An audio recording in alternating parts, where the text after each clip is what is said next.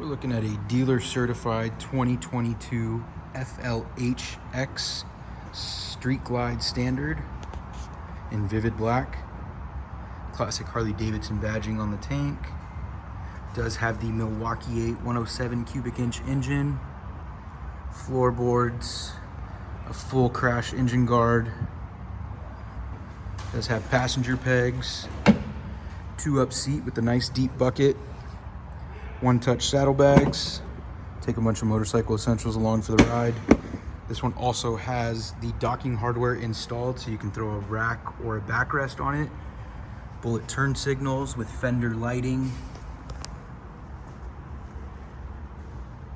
Center fill gas cap. 6.5 inch boom box audio system.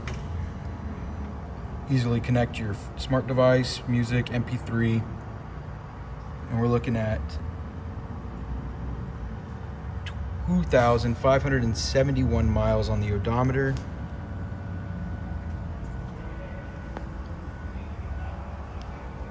That iconic Batwing fork-mounted fairing. So when you move the bars, the fairing follows.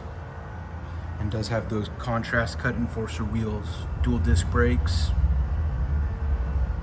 This unit also has the traction control on it.